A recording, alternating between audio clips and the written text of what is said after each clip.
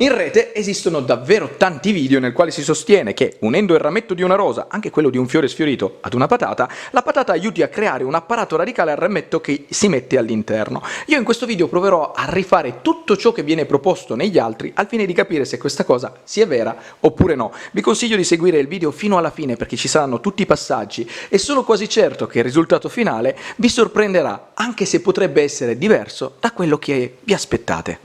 Come prima cosa, procurarsi un ramo di rosa che sia lungo almeno 60 cm, quindi anche quello di un fiore reciso e sfiorito andrà benissimo, e da questo ricavarne una talea.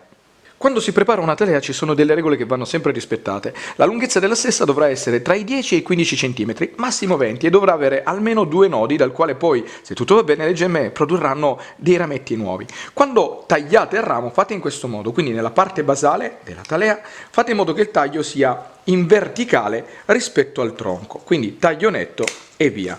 La parte all'apice invece fate in questa maniera, contate almeno 2 gemme, 2 nodi, 1 e 2, e subito sopra al secondo nodo fate un taglio, ma questa volta in orizzontale, quindi perpendicolare rispetto al tronco, così. Poi lasciate solo queste 2 foglie e per ridurre al minimo gli sprechi semplicemente tagliatele in 2, così. Ed in questo modo avrete preparato la talea. Come seconda cosa, procurarsi delle patate che abbiano delle dimensioni comprese tra i 5 e i 10 cm di altezza. Procurata la patata e preparata la talea, non resterà che unirle. In alcuni video si mostra, ma soprattutto si consiglia, di far passare la talea da una parte all'altra della patata, quindi occorrerà creare un foro all'interno della stessa che la trapassi, dopodiché semplicemente inserire la talea all'interno in questo modo. In altri invece si dice semplicemente di fare un foro che però non passi da una parte all'altra, in modo che la parte viva della talea che si è creata col taglio vada a contatto con la polpa della patata stessa, in questo modo, semplicemente inserendolo, così. Io, per non lasciare nulla al caso, proverò entrambi i metodi.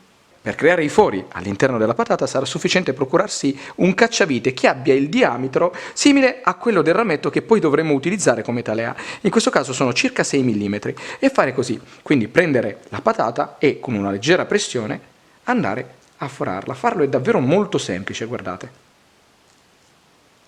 Ecco qua, e questo è il risultato. Se invece vorrete utilizzare il metodo che non prevede di passare da una parte all'altra della patata col foro, semplicemente fare in questo modo. Se l'altezza della patata è questa, quindi avete fatto una dima con il cacciavite, voi dimezzate questa altezza e fate in questo modo, semplicemente andate e bucate. In questo modo sarete certi di non andare oltre la patata, perché avrete preso più o meno metà dell'altezza. Dopodiché prendere la talea e semplicemente inserirla all'interno. Così. E al fine di aumentare l'attendibilità del risultato proverò in contemporanea con 3 talee e 3 patate. E quindi, unite le patate con le talee, non resterà altro che inserire le stesse all'interno di vasi con del terreno. Quando sceglierete i vasi, fate in modo che questi abbiano sia un'altezza che un diametro che siano maggiori di 15 cm. Riempito per metà il vaso e inserire la talea con la patata all'interno è davvero molto semplice, basterà semplicemente adagiarla in questo modo. Dopodiché coprire col terreno. In questa maniera dovete fare in modo che la patata sia completamente ricoperta dalla terra. Ed una volta inserite, bagnare il tutto molto abbondantemente. Fate in modo che il terreno sia ben zuppo. Terminato di bagnare, posizionare le stesse in un punto dove prenda molta luce, ma mi raccomando, non i raggi del sole diretti. Trascorsi più o meno 60 giorni, e considerate che per capire se una talea attecchisce o no ne bastano 30, questo è il risultato. Quindi, andando a riguardare tutte le talee, queste apparentemente sembrano morte. Infatti, tutte le foglie sono secche, sentite, toccandole si sbriciolano. Ed in più i rami sono completamente essiccati, pur essendo ancora di un colore abbastanza verde, sono completamente secchi. Però, se si va a guardare alla base, ci sono dei germogli, quindi c'è qualcosa che non coincide. Considerate che se una talea attecchisce, in genere fa nascere dei germogli proprio qui dove ci sono i nodi, e qui di gemme non ce n'è. Ripeto, se andiamo a guardare alla base, ci sono tantissimi piccoli germogli. Questo sembrerebbe davvero un buon segno, in realtà no. Ed infatti, cambiando immagine ed ingrandendola, vi posso mostrare meglio questi germogli, cosa realmente siano. Non sono nient'altro che i germogli della patata, quindi se qualcosa è nato all'interno del vasetto non è certo la piantina di rose, ma la patata. Infatti adesso proviamo a tirare fuori il tutto. Guardiamo, ecco qua. Guardate quante radici si siano formate nel frattempo. Tiriamo fuori il tutto e guardiamo. Guardate la patata, assolutamente perfetta devo dire, anche se ripeto non è il risultato che ci si aspettava. Noi in realtà volevamo ottenere una piccola pianta di rose e ciò che abbiamo ottenuto è una pianta di patate. Tiriamo fuori la talea dalla patata e vediamo se ha creato un apparato radicale.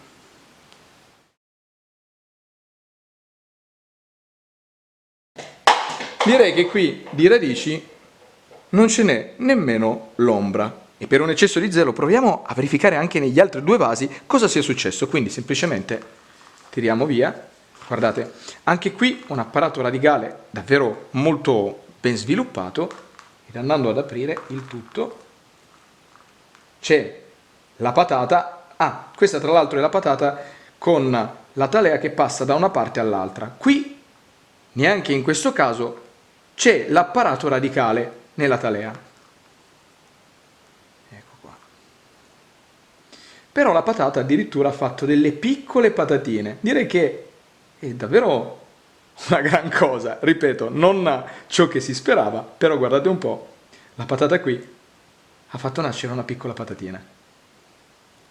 Comunque, apriamo meglio, tiriamo via tutto e guardate,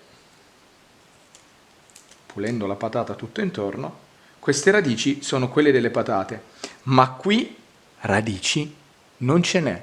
Stessa cosa per questo, verifichiamo, anche qua, la patata si è sviluppata direi davvero perfettamente. Alla fine dell'esperimento questo è il risultato, direi davvero fallimentare, proprio perché su 3 talee non ne è sopravvissuta una, quindi significa che la mortalità è stata del 100% ed io mediamente ho una buona riuscita del 90%, quindi sulla base di questo posso affermare che, almeno in base a quello che sono i risultati di questo esperimento, la patata non ha avuto alcun valore aggiunto al fine di far nascere, crescere o comunque sviluppare in miglior modo l'apparato radicale alle talee. Quindi posso concludere soltanto, e ribadisco sempre in base ai miei risultati, che questo è un esperimento assolutamente falso. E con questo il video si conclude, spero che vi sia servito per imparare qualcosa di nuovo, di utile e di divertente. Se vi è piaciuto mi raccomando lasciate un commento, mettete un mi piace, ma soprattutto iscrivetevi al canale e già che ci siete dategliela un'occhiata perché sono quasi sicuro che adesso con i video che ho caricato, casomai qualcosa di carino all'interno del canale riuscirete a trovarlo. Detto questo vi saluto e vi aspetto al prossimo video.